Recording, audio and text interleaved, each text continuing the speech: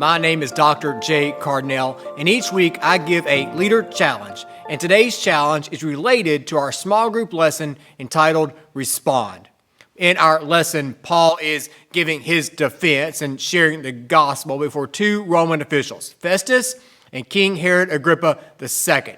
And in his speech to them, he says, "I stand and testify to both small and great." In the Explore the Bible commentary, Dr. Ray writes, "The phrase to both small and great could refer to the social ranks of the people in Paul's audience, though it could also refer to ages as well. The phrase also fits the nature of Paul's overall ministry. The apostle preached in major cities like Ephesus and Corinth, but he had also preached in small rural villages like Lystra. Paul's preaching of the gospel knew no geographical, ethnic, or social boundaries." I want to quickly review an activity you can do in your small group time to help your group begin thinking about how you can do ministry like Paul did ministry. I want to provide you with a series of questions that you can ask. You can ask some of them or all of them, and ask your group to begin thinking about what is something practical we can do during the upcoming holiday season as part of our outreach ministry of our small group. So the first question is, in what ways can the local church or your group reach the cities with the gospel? Whether your church is in the city or in the country, you can do work to reach the cities. You can partner with a church plant in your city. Your local state convention will have an idea of who's planting churches in cities near you. You can partner with them. You can even plan a short-term mission trip during the holiday season to work with these churches. Or you can work with a food bank in a city near you, or you can sponsor a food bank in a city near you during this holiday season. Whether you're in the city or in the country, you can work to reach the cities. Question number 2. In what ways can the local church or your group reach rural areas with the gospel? Whether you're in the city or the country, you can do work to reach the rural areas around you. Maybe you are connected to a small rural church near your city. You can do work with them to help them reach people during this Christmas season, whether it be providing food boxes for Thanksgiving or Christmas, or whether it be sponsoring a family in this rural church who might need some help with Christmas gifts.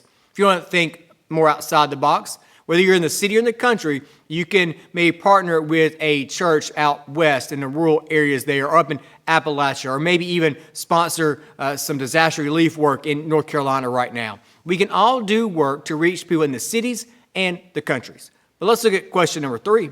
In what ways can the local church or your group reach social elites with the gospel? Now, this might sound funny, but our churches, we do things for those who are in need. We don't often do things for those who aren't really in need financially or in need for stuff. But everybody needs the gospel. Everybody needs Jesus.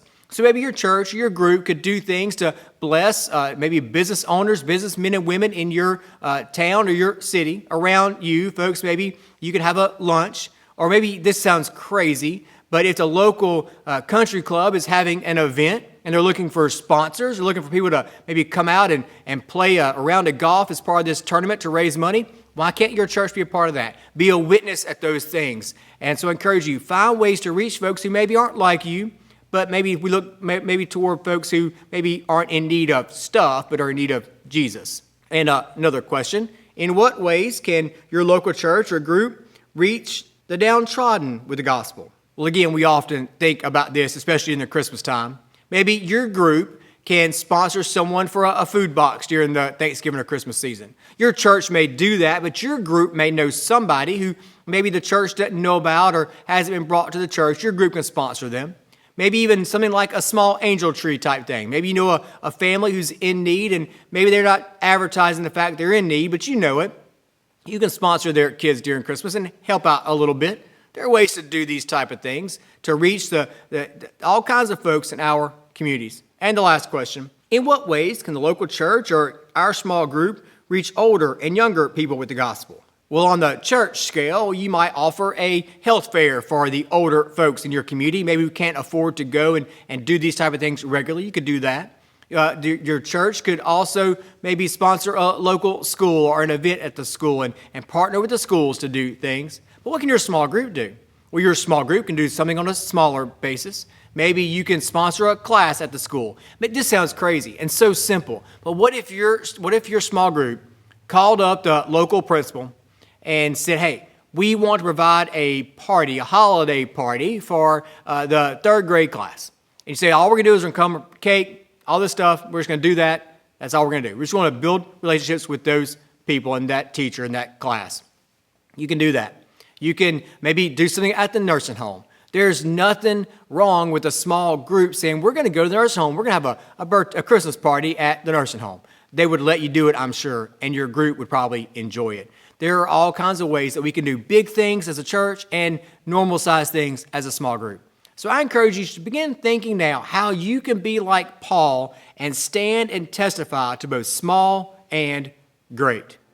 I'll see you next week.